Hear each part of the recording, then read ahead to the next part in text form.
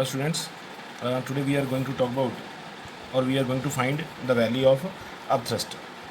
So we will prove that upthrust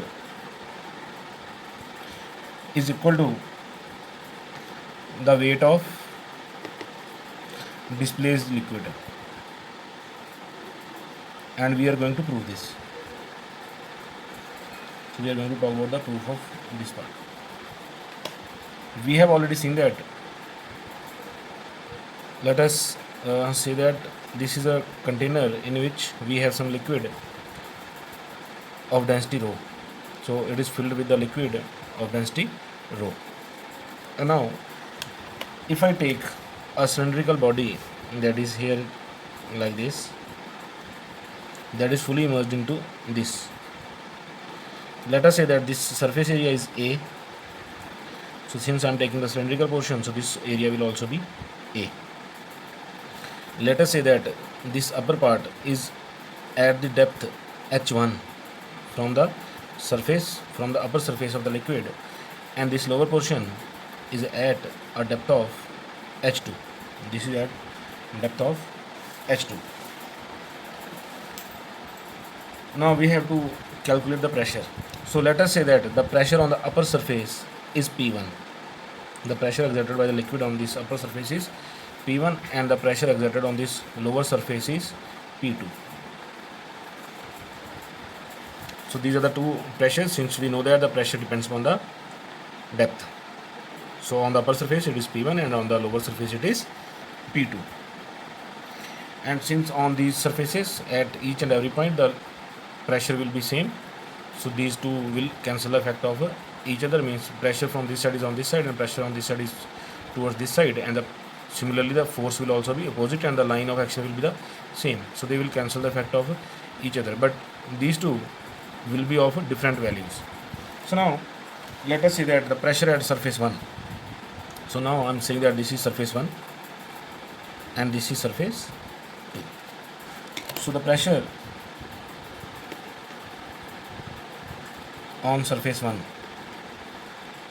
is equal to P1, and let us say that we have already seen that the pressure is given by at a depth h rho g. So this will be equal to h1 multiply rho multiply g.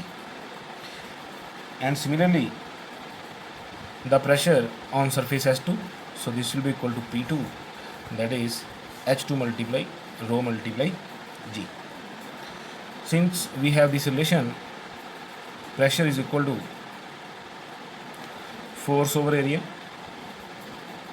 so this will give us force is equal to pressure multiply area.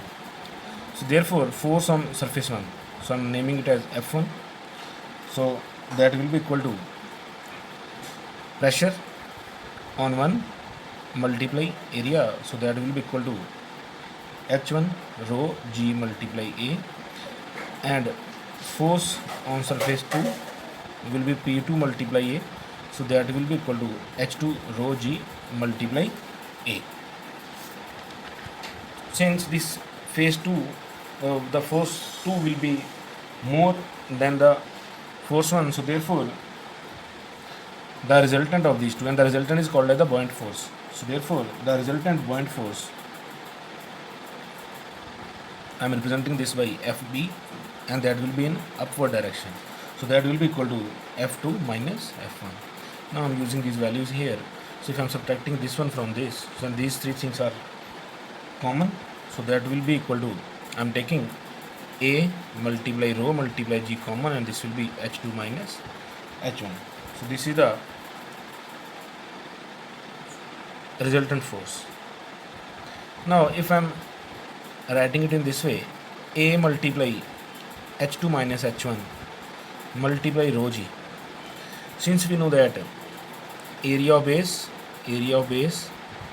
multiply height is equal to the volume, so by using this will be equal to V multiply rho multiply g. So this will be volume of the immersed solid, that is immersed.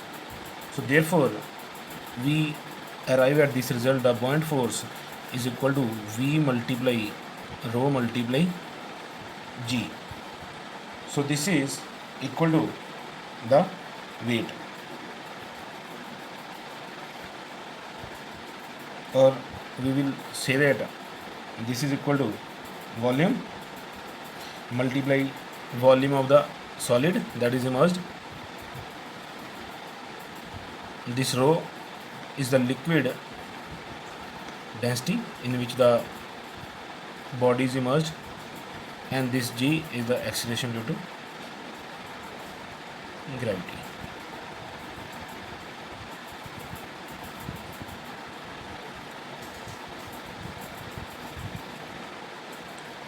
So this volume multiply density. So we know that density is equal to mass over volume. So from here, mass will be equal to density multiply volume. So this will be equal to mass. So FB will be equal to mass of liquid displaced multiply g, acceleration due to gravity, and mg is equal to the weight.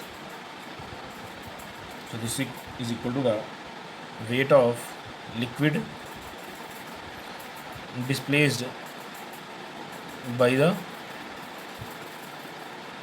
submerged part of the body.